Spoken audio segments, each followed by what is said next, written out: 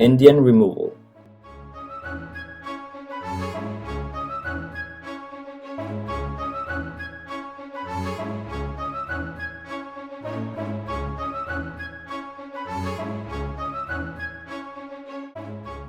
The Indians of the Southwest. In the Jackson era, more than 100,000 Indians still lived west of the Mississippi River in lands wanted by the Americans. The Choctaw, Chickasaw, Cherokee, and Creek nations lived in certain parts of the Mississippi. The Seminoles lived in Florida. The Cherokees had adopted some customs from the white people. They had schools of their own, ran successful businesses, and some of them could speak and read English. The Cherokees claimed status as a separate union. In 1827, they established a government based on a written constitution. Conflict over land. The presence of Indian nations in the West represented an obstacle for the expansion of the United States. The United States wanted to move the Indian nations to other places, so they could keep their expansion to the West and retain the fertile lands for growing cotton. Since Thomas Jefferson, policies to remove the Indians from their lands were enforced to relocate Indians west of the Mississippi River. In the beginning, they hoped the movement would be voluntary.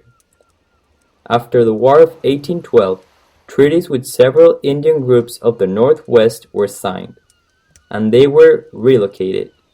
But Southern nations did not accept the relocation.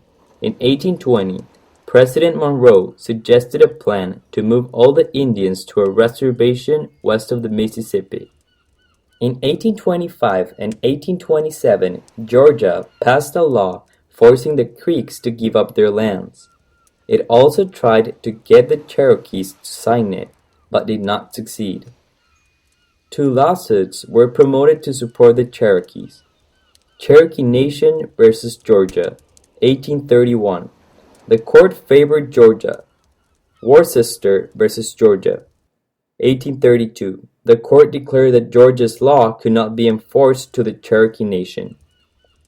Chief Justice John Marshall quoted treaties that the United States had signed, guaranteeing a territory to the Indians. Jackson put into effect a federal law called the Indian Removal Act of 1830. The law granted the Indians new lands west of the Mississippi and money for the removal, so they could be thrown out from their former lands. The Trail of Tears.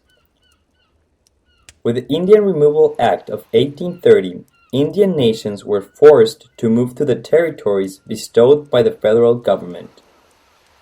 Indian nations, believing they had no options, signed the new treaties, relinquishing their lands and moving to Indian territory.